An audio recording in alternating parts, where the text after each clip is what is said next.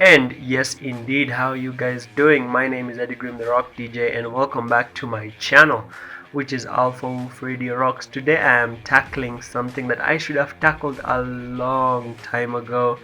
I've been seeing everyone doing a top 10 list of something, and so I decided, since guys have been doing specifically top 10, something of the decade, I was like, I should also not be left behind. I should also do a top 10 rock bands of the decade, and of course this is going to be a pretty hard list to do. Itakuwa ngumu, yeah, itakuwa ngumu because there are so many good bands out there. Everybody wants their band to be represented, but of course this list is very subjective. These are my top 10 bands of the decade. I will give you a reason why I'm putting each band in each list. I'll give you a reason why I'm putting each band in its position, and just give a reason and why it's there. And if your band is there, yay. If your band is not there, yeah, like I said, the list is very subjective, but it's also based upon some level of public opinion. All right, so here we go. Top 10 bands of the decade. That is bands that especially rocked 2011 to 2020, or 2010 to 2020, that era. So number 10, yeah, you're not going to believe this, and please don't please don't dislike the video immediately or unsubscribe. The number 10 band would definitely have to go to Nickelback. Yeah, yes, I know some people are already seeing this and they're like, what the hell is wrong with you? How can Nickelback be in this list? Yes, Nickelback has to be in this list. Let me explain to you why. And the criteria I used for this list was not just bands that rocked this decade, but also some of the most talked about bands of this decade. And I know, and if for this list I'm going to try and avoid bands that have gone pop, bands that have gone full-blown pop, or bands that have gone full-blown pop, or bands that are pop but are actually considered rock. Bands are like 21 Pilots, Imagine Dragons, Coldplay, bands that are a bit popish that people consider rock. I'm going to try and avoid those and just stick mainly to like the very the very rock bands, the ones that have roots in like very rock kind of rock. Yeah. And yes, I know that at some point in time Nickelback went poppy and a lot of people don't like their songs, but the reason why Nickelback is in this list, I said I'm going to explain why each band is in each position. The reason why Nickelback is number 10 is because, you see, in the music industry there is nothing like bad publicity. Yeah, if people say that they quote unquote hate your band, it means that they actually care about your band. Let me explain why. People don't hate things that they don't give a shit about. Okay, so if people say Nickelback is the world's greatest hatest band or whatever, it's actually because y'all like Nickelback. Low key, you like Nickelback. Otherwise, if you didn't like them, if you didn't give a rat's ass about them, you'd never care about them or make memes about them. And like I said, there's nothing like bad publicity in the music industry. So by you making memes and videos about Nickelback, talking badly about Nickelback, on the internet, you are making Nickelback famous. There are people who didn't even care about Nickelback, but now they go to the internet and they listen to Nickelback just to judge whether Nickelback is good or bad. And so because of that, Nickelback end up becoming one of the most talked about bands of the freaking decade. Yani everyone is just talking about them, making videos, making memes. It doesn't matter whether you say they are good or bad. All that matters is that you're talking about them and it's creating buzz in the international rock scene. And because of that, Nickelback just had to be number 10. And of course, there's this album by Nickelback called Feed the Machine.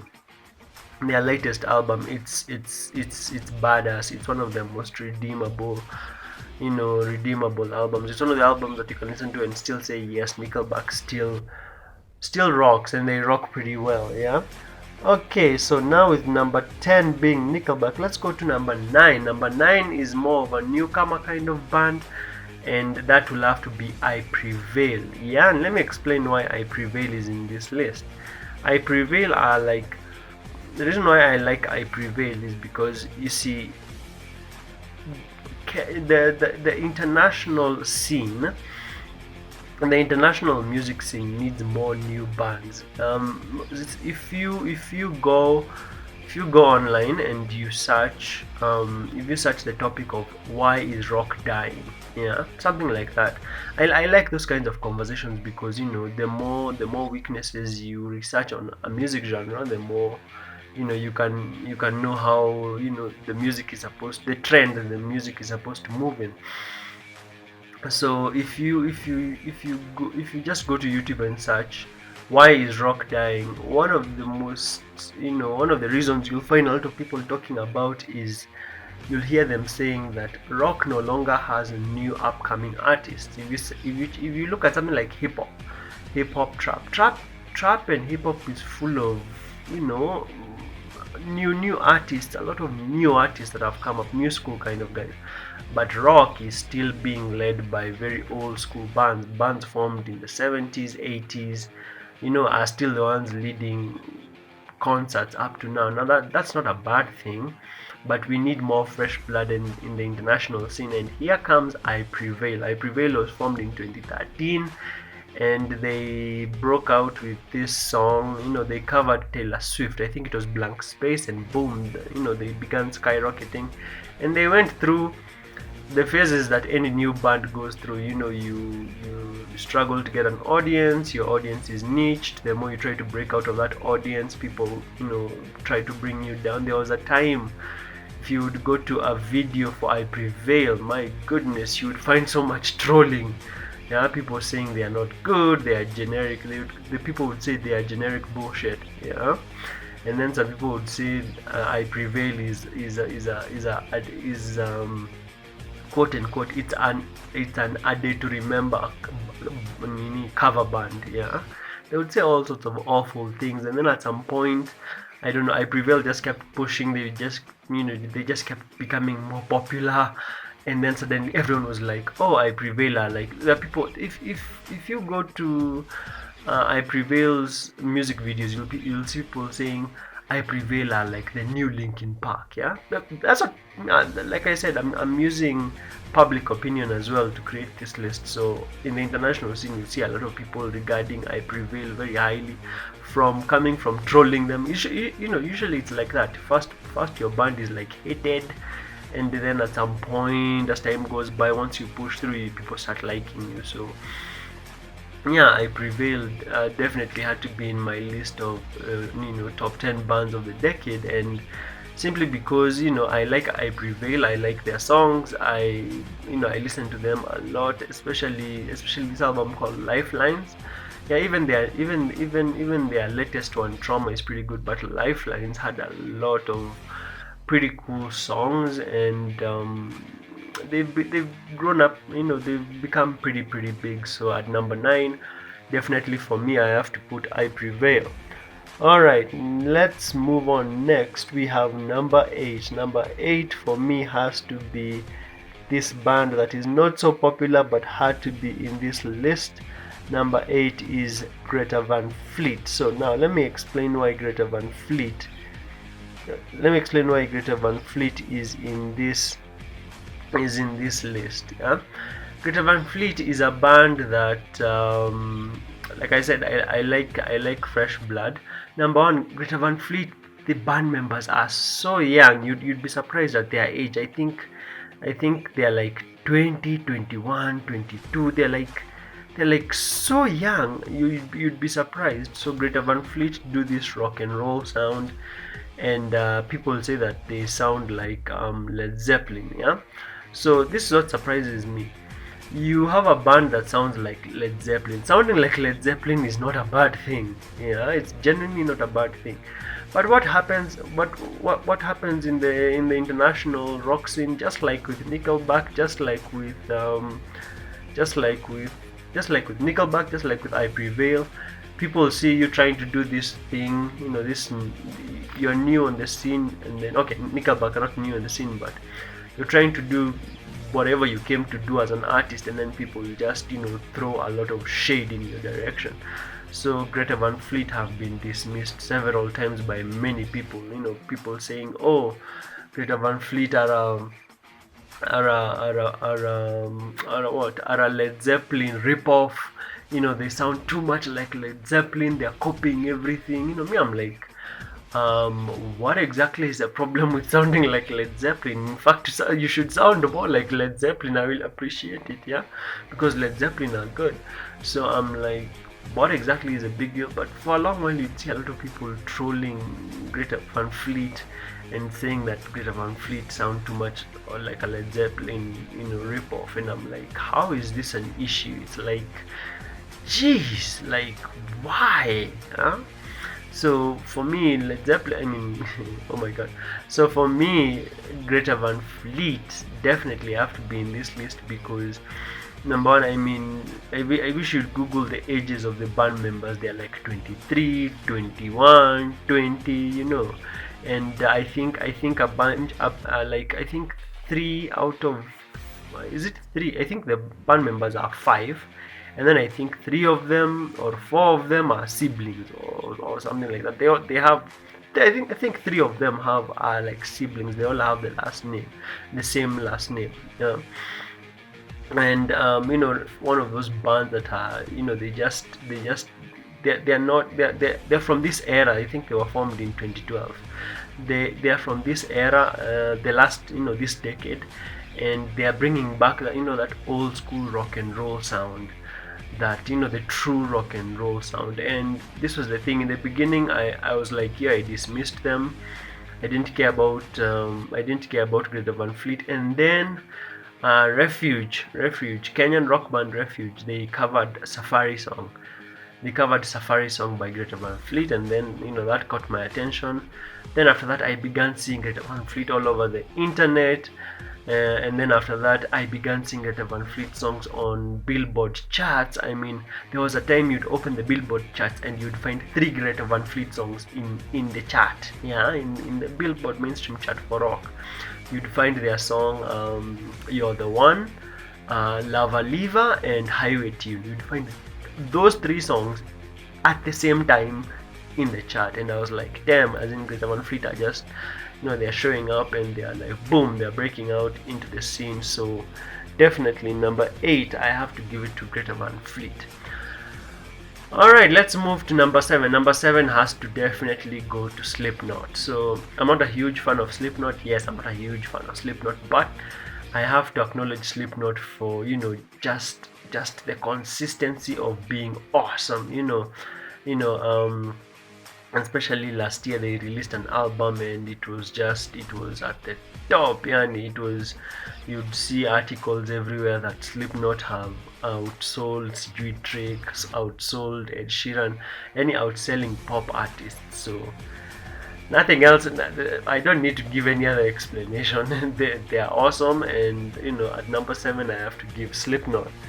Yeah, number 6 I have to give Disturbed. Yeah, so let me explain why Disturbed is at number 6. Let me explain why Disturbed is on a higher rank than Slipknot. Yeah, first of all, I like Disturbed more than I like Slipknot. So like I said, this list is very subjective. Yeah, I like Disturbed more than I like Slipknot. I find Disturbed more friendly. It's something that I can share with someone and easily induct them into metal. Yeah, but here's the other thing. Disturbed, the reason why they're in this list is because they're very consistent. Yeah, they're very consistent. It's like some people will say, oh, all the albums sound the same, but that's actually a good thing. Yeah, because at least we know that we can count on the band never to make a pop song with pop. Yeah, they're not going to do like a 30 Seconds to Mars. I'm a huge 30 Seconds to Mars fan, but you saw the 30 Seconds to Mars just moved.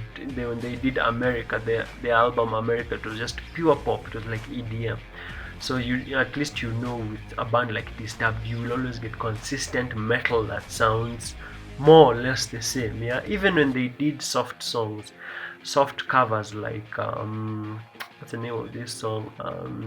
The Sound of Silence. Yeah, even when they do soft songs, David Draymond has such a good voice, yeah, and he just covers it so well, yeah. And then there's another song called a reason to fight. It's also a very soft song, but because David Draymond just has a great voice, I am damn. It's like damn, the band is so good, yeah.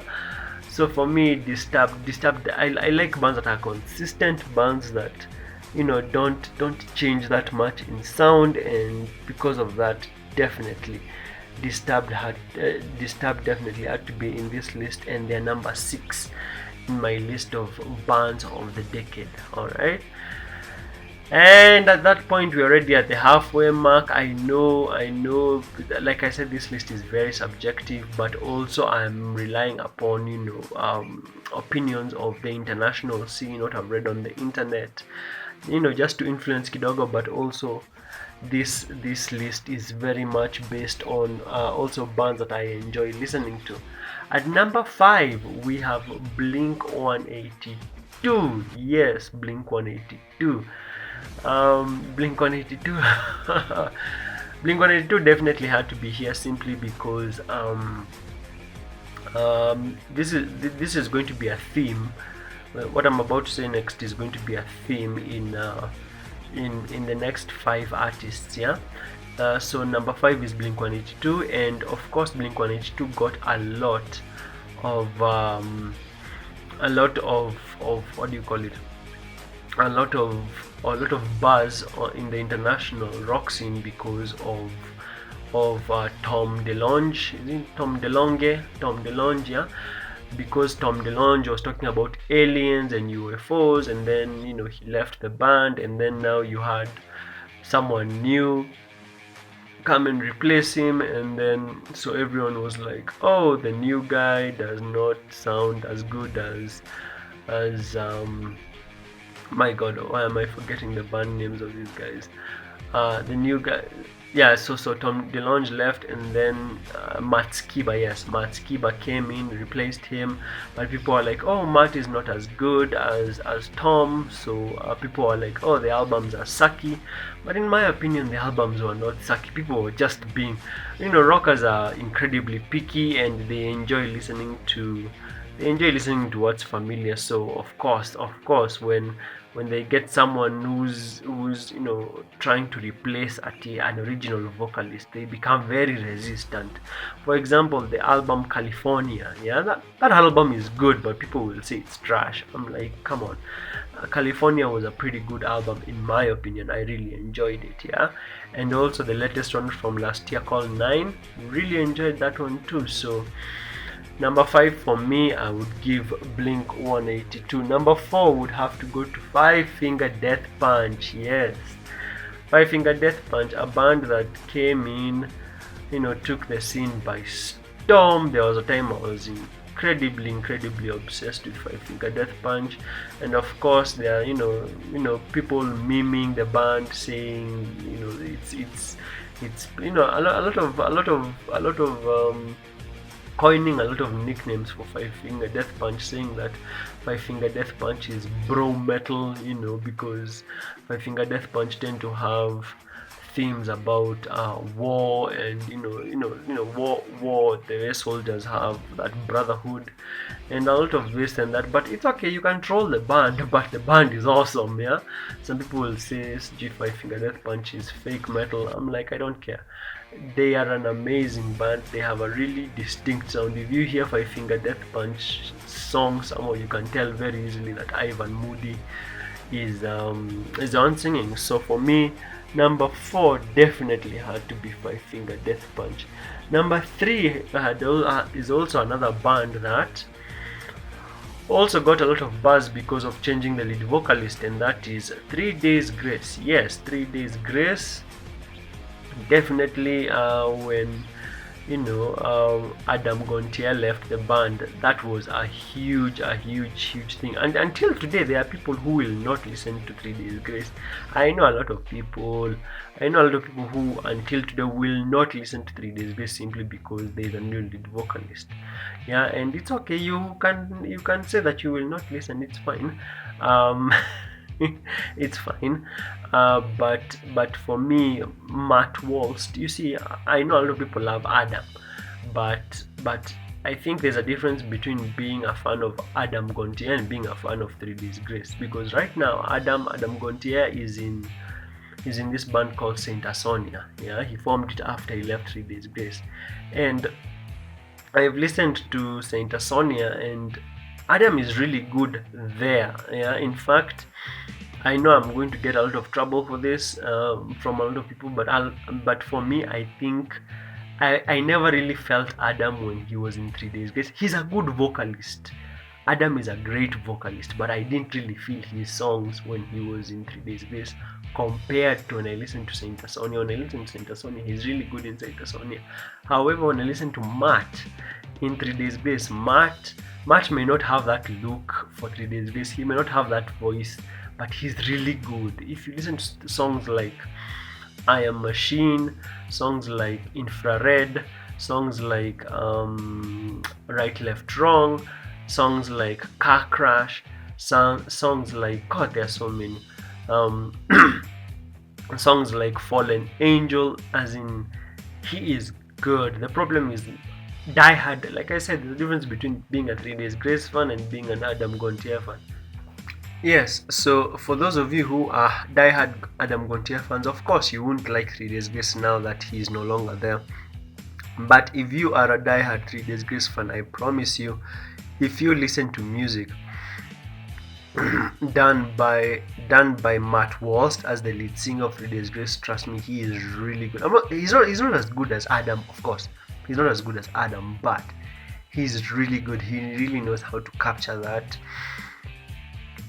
If I compare Matt Walsh as a lead vocalist and Adam as a lead vocalist, of course Adam is like way ahead, but I feel like with 3 Days Grace, Matt really does really well. This is just subjective, of course not everyone will agree with me. Of course a lot of people will take Adam's side, but like I said, there's a difference between being an Adam fan and being a 3 Days Grace fan. Yeah, me, when I listen to 3 Days Grace, I listen to a song like I Am Machine. I can't compare I Am Machine with the very first 3 Days Grace song I listened to was Break. Yeah, Break was really good, but I Am Machine really captures what I expect from 3 Days Grace. Yeah, I know a lot of people will disagree with me, but I actually enjoy really listening to 3 Days Grace with Matt Walsh. So for me, number 3, I definitely give 3 Days Grace. And we are remaining with the top 2 bands. Feel free to comment and just tell me. I'm sure a lot of people will disagree with my list, but like I said, it's incredibly subjective. And of course, there are so many bands out there.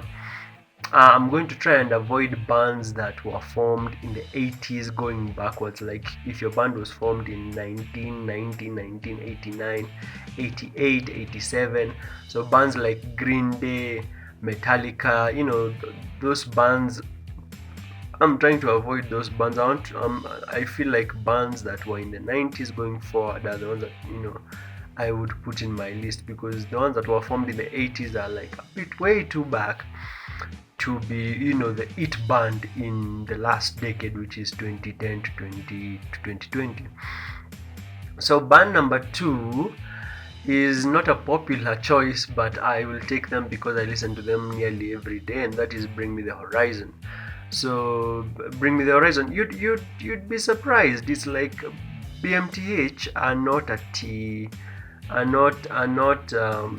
they're not like a new school band. A lot of people think they're like a new schoolish band, like I Prevail, but Bring the Horizon were actually formed around 2004 up or 2005. Yeah, so they're not a new band like I Prevail at 2012, 2013. Bring Me the Horizon have been there since 2004, 2005, and I remember when I was in campus around 2011, 2012. I remember I'm going to put this in quotes, my first introduction to metal. Let me put metal in quotes, because right now Bring Me the Horizon don't do metal. They do more of like pop metal, alternative metal, that sound. Bring Me the Horizon mix so many things in between. It's hard to pinpoint exactly what they do nowadays, because it's not all full-blown pop, it's not all full-blown rock, it's not all full-blown metal. That thing that they do, EO.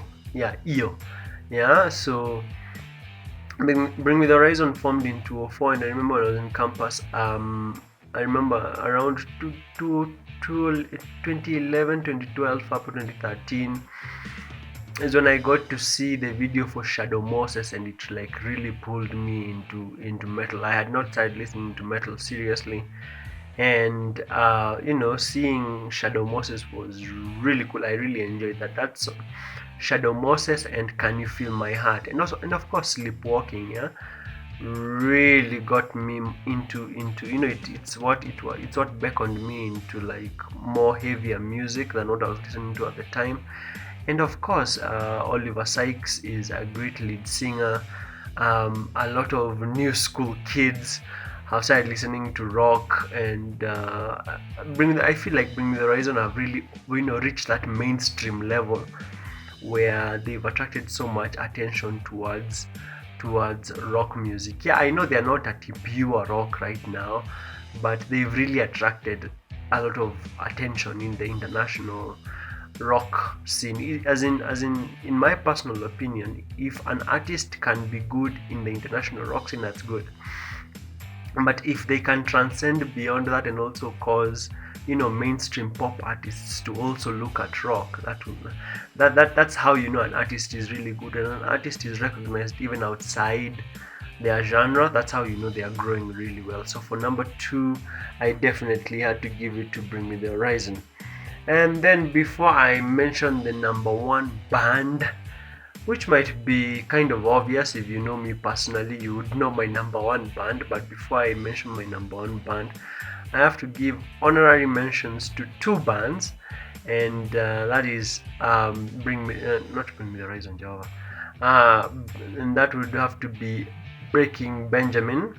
Yeah, Breaking Benjamin. The reason why I'm giving an honorary mention to Breaking Benjamin in this top 10 list, Breaking Benjamin would have been in this.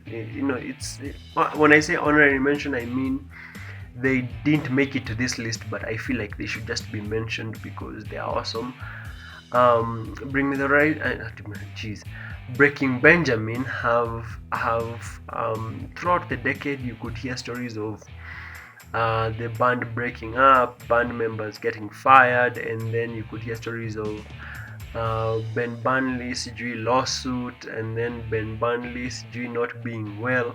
And through all that, what did they manage to do? They managed to get back on their feet. Ben became a bit better.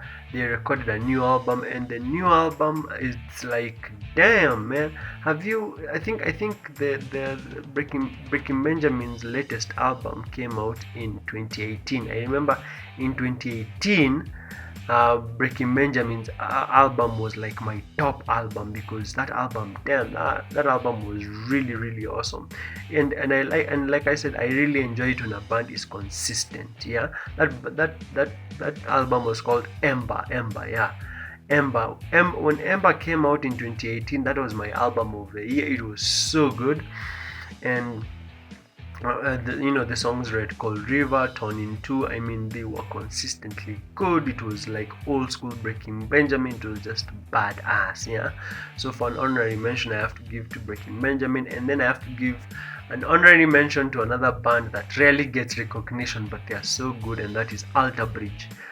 Alta Bridge are so good, and let me explain why Alta Bridge has to be mentioned. Yeah, Alta Bridge, number 1, have always been consistent, creating great music over and over again.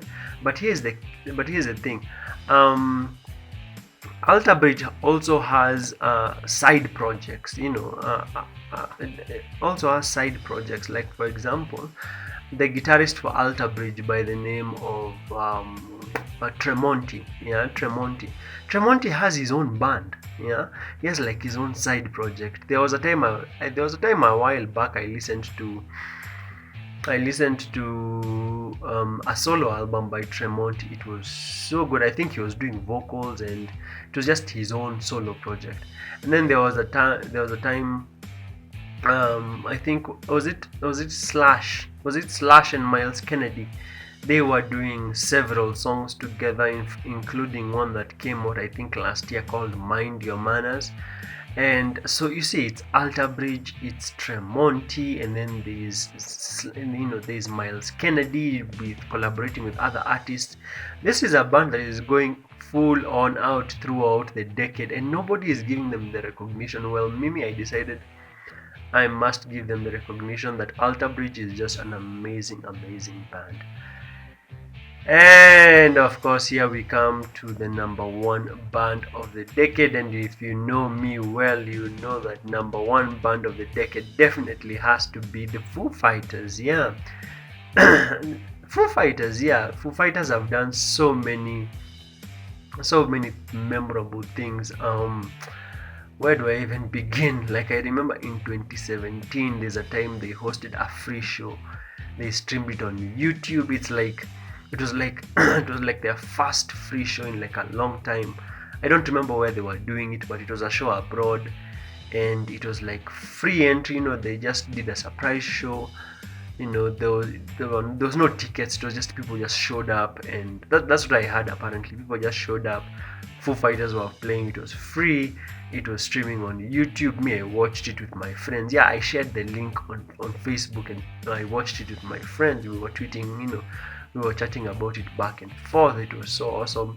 And then there was that time when Dave Grohl of Foo Fighters fell off of stage, broke his leg, and then continued playing. I mean, who even does that? That is a beast move. And then we had that whole thing with the Foo Fighters where they once invited, I don't know if you saw this clip circulating online of Foo Fighters. What was this they were doing? They invited a kid on stage. It was circulating everywhere. There was this clip of Foo Fighters. Dave Grohl invited a certain kid on stage to come and play a song. I mean, who even does that? I mean, Foo Fighters are so cool. They interact with their audience. So they invited this kid on stage to come and play a song, and then the kid played a Metallica song, and the video just went viral, and I think even Metallica picked it up. They uploaded it on their Instagram page. I was like, Foo Fighters are like the best ever, and their last three albums of the decade, that is Wasting Light, which came out in 2011, Sonic Highways, that came out in 2014, and then there was Concrete and Gold 2017. All these albums have epic tracks, as in each Wasting Light has my favorite song. It's called Rope, and so many other cool songs, as in geez, I think also Walk is in that album. Walk is also in that album. And then there's also, I think in the same album, there's These Days and Alandria, big hits. And then in Sonic Highways, there's that song called Something From Nothing, which is pretty huge song that I think really hit on radio. And then Concrete and Gold has that song called Run, Wake Up and Run for Your Life. And then there's The Sky Is a Neighborhood. And then that was the album where they were doing so many collaborations with many other artists. It was damn, man, as in Foo Fighters for me just did it this decade. They're my favorite band from high school, and they're still my favorite band until now. And with that, I bring the conclusion to my list of the top 10 bands of the decade. I hope you have enjoyed. Was your band in my list? Please feel free to comment below. If not, please tell me if I missed a band. that you felt should have been represented. The criteria that I used for this list was bands that were being talked about internationally, bands that I liked, bands that were not formed in the 80s. So Akina Green Day and Metallica, I did not want them here because they were formed in the 80s. And then also I wanted bands that are a bit controversial, and controversy because maybe they changed the lead singer. And then also I was looking into bands that have not gone pop, bands that have not gone full blown pop. Let me say full blown pop. If like the way Linkin Park, maybe someone was expecting Linkin Park in this list, but the last Linkin Park album was full blown pop. Let's be honest. Akina Heavy and all those songs. I mean, some of the songs from One More Light are pure EDM. So definitely I could not include them in this list. So I wanted bands that have, their albums, they're especially the band is either is still doing rock, or at its roots the band is, there's no problem with doing some pop songs, but if the band has been recognized mainly as a rock band, and has strong roots in rock and metal music, that is what I was looking for here. And I hope you enjoyed my list. Feel free to comment and give me some feedback. If you haven't subscribed, please do so, because I have more great videos on the way. Thank you so much for listening this far and watching. You take care. I have more great videos coming up, and I will talk to you soon. Bye bye. God bless.